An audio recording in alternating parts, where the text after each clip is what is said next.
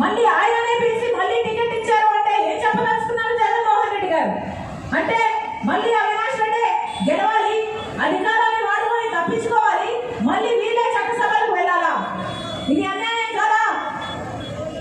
ఇదే రాజశేఖర రెడ్డి బిడ్డ జగన్మోహన్ రెడ్డి గారి కోసం 3200 కిలోమీటర్లు పాదయాత్ర చేసింది. కానీ ఇదే జగన్మోహన్ రెడ్డి, ఇదే రాజశేఖర రెడ్డి బిడ్డ ఈరోజు జగన్మోహన్ రెడ్డి గారికి ఎదురు నిలబడి అంది అంటే ఎందుకు నిలబడింది? ఎందుకంటే ఈరోజు అన్యాయం జరుగుతుంది కాబట్టి. అంత అధికారం ఇస్తే ప్రజల అధికారాన్ని దేనికి వాడుతున్నాడు జగన్మోహన్ రెడ్డి గారు? బీజేపీకి తప్పుగా వ్యవహరించడానికి వాడుతున్నారు, హంతకులు కాపాడుకోవడం కోసం వాడుతున్నారు. ప్రజల కోసం ఎవరు వాడుతున్నారు? ఎక్కడ వాడుతున్నారు? ప్రజల కోసం ప్రత్యేక హోదా పనంగా పెట్టారు. ప్రజల కోసం అయితే రాజధాని కట్టేవాళ్ళు, ప్రజల కోసం అయితే కడప స్టీల్ ఫ్యాక్టరీ కట్టేవాళ్ళు. ఈ అధికారం ఇస్తే మీరు అధికారం వాడుకుంటున్నది ఎందుకు? అన్యాయం చేయడానికా? హంతకులను కాపాడడం కోసమా? ఇది అన్యాయం కాబట్టి రాజశేఖర రెడ్డి బిడ్డ ధైర్యం చేసి ఈ న్యాయం జరగలేదు. అధికారం వాడి అధికారం అట్టేసి ఒక హంతకుల్ని కాపాడాలని చూస్తుంటే నిస్సహాయంగా చూసిన రోజులున్నాయి, గమ్మన ఏడ్చుకున్న రోజులున్నాయి. కానీ ఈ రోజు అవకాశం వచ్చింది. న్యాయం పక్షాన్ని నిలబడండి, న్యాయాన్ని గెలిపించండి. నేరాన్ని గెలిపిస్తే అసలు ఇక ప్రపంచంలో న్యాయమే లేనట్టు అవుతుంది. వివేకానంద రెడ్డి బిడ్డ ఎక్కని మెట్టు లేదు, తట్టని తలుపు లేదు న్యాయం కోసం. ఒక్కసారి మనసు పెట్టి ఆలోచన చేయండి. మనం మనుషులమా లేకపోతే మృగాలము? మనం ఒక్కసారి నిర్ణయించుకొని ఓటేయండి. నేనైతే రాజశేఖర రెడ్డి బిడ్డనన్నా, పులి కడుపున పులే పుడుతుంది, దేనికి భయపడేది కాదు రాజశేఖర రెడ్డి బిడ్డ. అన్యాయం జరుగుతుంటే సహించి చూస్తూ ఊరుకునేది కూడా కాదు రాజశేఖర రెడ్డి బిడ్డ. అందుకే ఈరోజు రాజశేఖర రెడ్డి బిడ్డ ధైర్యం చేసి పోటీ చేస్తుంది.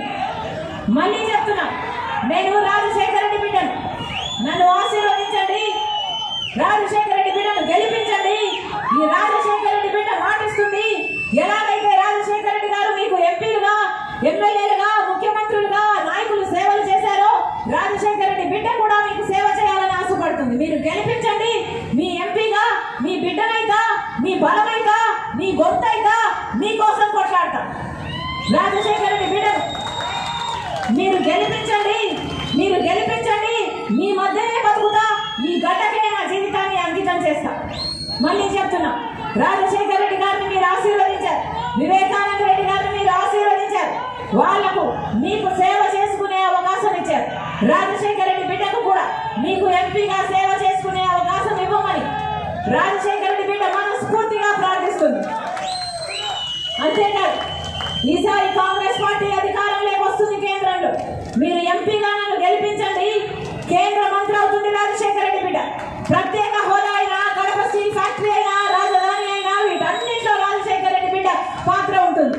మనస్ఫూర్తిగా ఆశీర్వదించాలని, హస్తం గుర్తు మీద ఓటేసి రాజశేఖర రెడ్డి బిడ్డను ఎంపీగా గెలిపించాలని కోరుతూ, అలాగే ఎమ్మెల్యేగా అఫ్జల్ ఖాన్ అన్నని హస్తం గుర్తు మీద ఓటేసి గొప్ప మెజారిటీతో గెలిపించాలని కోరుతూ, ప్రతి అన్నను, ప్రతి తమ్ముని, ప్రతి అక్కను, ప్రతి చెల్లిని శిరస్సు వంచి చేతులు జోడించి మనస్ఫూర్తిగా ప్రార్థిస్తుంది రాజశేఖర రెడ్డి బిడ్డ. జోహార్ వైఎస్ఆర్, జోహార్ వైఎస్ఆర్, జోహార్ వైఎస్ఆర్. హస్తం గుర్తుకే, హస్తం గుర్తుకే అన్న, గుర్తు ముఖ్యం. హస్తం గుర్తు, రాజశేఖర రెడ్డి గుర్తు అన్న, ఆశీర్వదించండి. హస్తం గుర్తు అన్న, అమ్మ హస్తం గుర్తు, ఆశీర్వదించండి అన్న, ఆశీర్వదించండి అన్న. ఉంటా అమ్మ, ఉంటా అమ్మ, ఉంటా.